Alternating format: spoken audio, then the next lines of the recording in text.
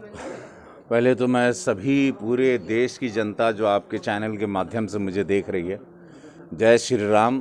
आज प्रभु राम की सेवा में, रामलला की सेवा में मैं आया हूँ भरत जी के रूप में। और यहाँ पे मुझे जीते जी ये सौभाग्य मिला कि प्रभु राम की यहाँ मंदिर 500 साल बाद दोबारा पुनः उनको स्थापित किया जा रहा है और उसी में हम आके यहाँ पर रामलीला कर रहे हैं। और आज भरत की भूमिका में हम अपने प्रभु राम की, अपने बड़े भाई की, अपने भगवान की, मर्यादा पुरुषोत्तम राम की सेवा भी करेंगे।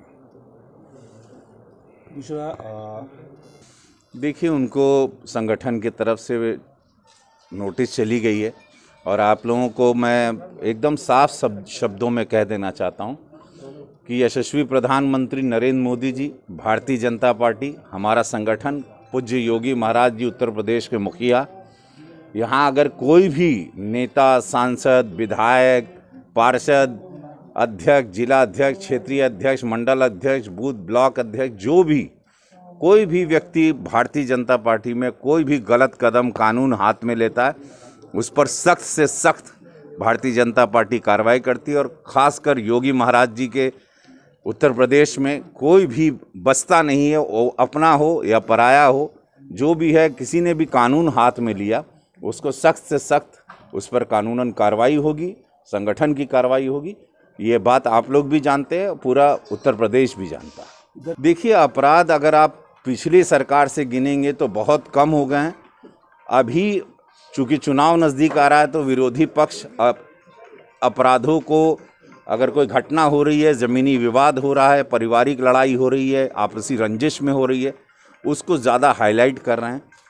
विवाद, झगड़ा ज़मीनी जायदाद के, जब से कोरोना में हम देख रहे हैं कि ज़मीनी विवाद आजकल ज़्यादा हो रहे हैं, रंजिशें निकल रही हैं, पुरानी दुश्मनी निकल रही है, उसको भी एक बड़ा हवा देके एक उसको राजनीतिकरण कर रहे हैं। तो उसकी वजह से ये माहौल आपको ऐसा लग रहा है। लेकिन आप जैसे देख रहे हैं कि नारी शक्ति मिशन, अभी आप ये देख रहे हैं कि परसों महाराज जी ने लॉन्च किया बेटियों के लिए। हर तरीके से हम लोग कोई कोताही नहीं करेंगे। पूज्य महाराज जी का स्ट्रिक्ट आदेश है कि कहीं पर भी कानून का उल्लंघन जो भी करेगा उसको बख्शा नहीं जाएगा, वो चाहे राजा हो या रंक हो, कोई भी हो, सफाया हो जाएगा। भाजपा, भारतीय जनता पार्टी, पूज्य महाराज जी के आदेश निर्देश के अनुसार पूरा संगठन, जो मोदी जी का आशीर्वाद, हम लोग फिर से सरकार बना रहे हैं। क्योंकि ऐसी सरकार, ऐसी सोच, ऐसे विचार, ऐसी नीतियां कथनी करनी में अंतर नहीं, ऐसी सरकार मिलती नहीं है। और मैं पूरा घूमता हूं, भ्रमण करता हूं, हमारे फैंस चारों तरफ हैं, हमको हर जगह से खबर आती है, वो जौनपुर हो कि वो बलिया हो कि वो लखनऊ हो कि गोरखपुर हो, हमको हर जगह से संदेशा आता है। 2022 में भारतीय जनता पार्टी पुनः अपनी सरकार पूर्ण रूप से बनाने जा रही है। एक बात देखिए, अभी मैं ये विवाद वाले शब्द का इस्तेमाल नहीं करूँगा। ये पहले राम मंदिर हमारा बन जाए, क्योंकि 125 करोड़ लोगों की आस्था थी। भगवान राम सबके हैं, ये सब लोग जानते थे। हर बिरादरी चाहती थी कि भगवान राम का मंदिर बने। अभी पूरा निर्माण पर ध्यान है, अयोध्या रामलीला पर ध्यान है। बाकी की बातों को मैं एक सांसद के रूप में, गोरखपुर का सांसद होकर, कोई ऐसे शब्द बोल के किसी चीज़ को हवा नहीं देना चाहता। संसद जी, प्रदेश में फिल्म सिटी बनने जा रही है, तो कितना स्कोप होगा बेरोजगारों के लिए? लाखों लोगों को रोजगार मिलेगा, सम्मान से लोग काम करेंगे, अपमान किसी का नहीं होगा।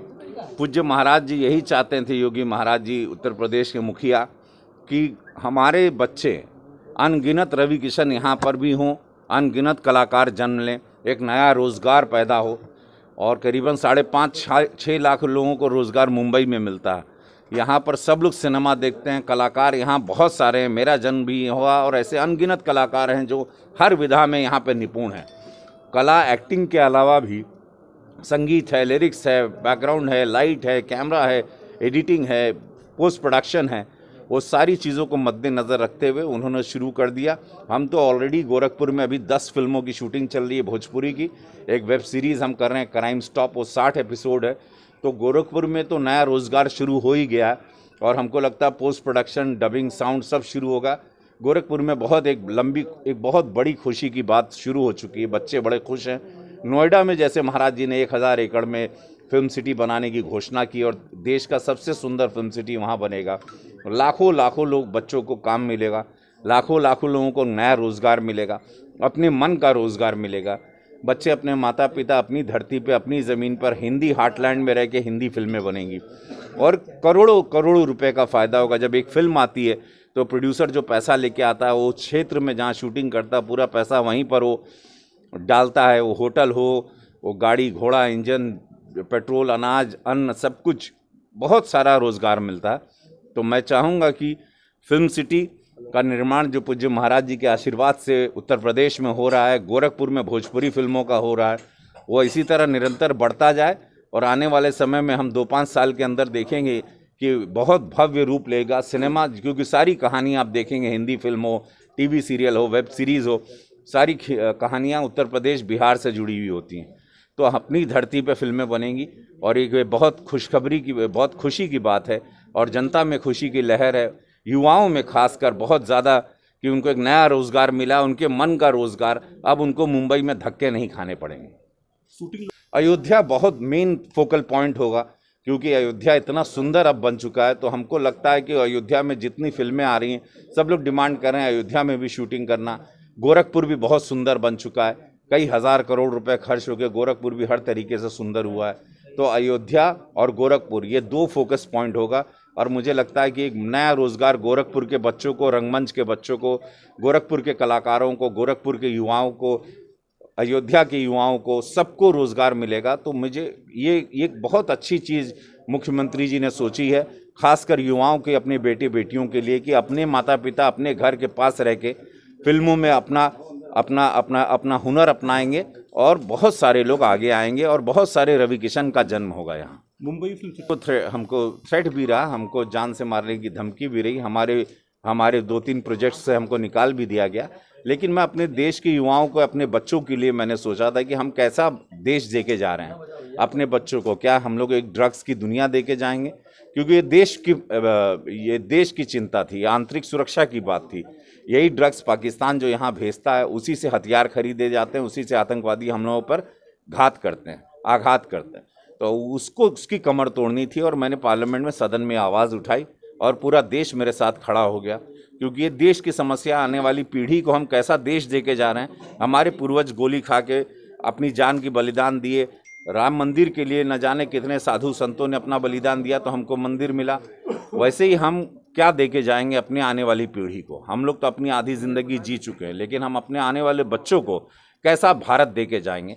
वो हमारे यशस्वी प्रधानमंत्री नरेंद्र मोदी जी की भी हमेशा एक चिंतन रहता है, उनकी भी सोच यही है, पूज्य योगी महाराज जी की भी, अमित शाह जी की भी यही सोच है और हम लोग उसी पे अग्रसर हैं। चूँकि हम लोग भारतीय जनता पार्टी की सैनिक हैं, हम लोग सेना है उनकी, और वही विचारधारा से मैं फिल्म लाइन से सब कुछ त्याग कर यहाँ अपना सारा बिजनेस त्याग करके मैं यहाँ पर आया हूँ सेवा भाव से।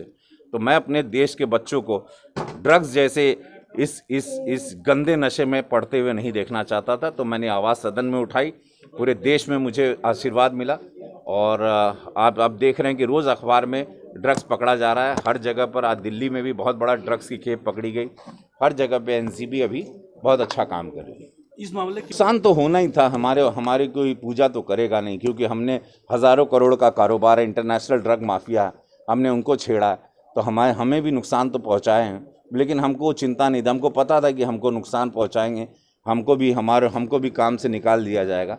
वहीं से हम कमा के अपनी राजनीति कर रहे थे। लेकिन कोई बात नहीं, हम गोरखपुर में अब शूटिंग शुरू कर दी है, अब खुद की फिल्में बनाएंगे। अब मैं अगली फिल्म बनाने जा रहा हूँ, ड्रग्स पर ही, सनकी दरोगा पार्ट 2।